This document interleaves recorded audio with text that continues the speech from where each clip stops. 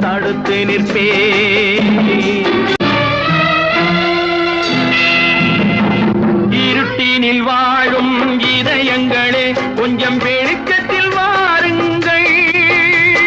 நல்லவர் உலகம் எப்படி இருக்கும் என்பதை பாருங்கள். எத்தனை காலம் மனிதன் வாழ்ந்தான் என்பது கேள்வி இல்லை. அவன் எப்படி வாழ்ந்தான் என்பதை உணர்ந்தால் வாழ்க்கையில் தோல்வி இல்லை. வாழ்க்கையில் தோல்வி இல்லை. தாய் மேலான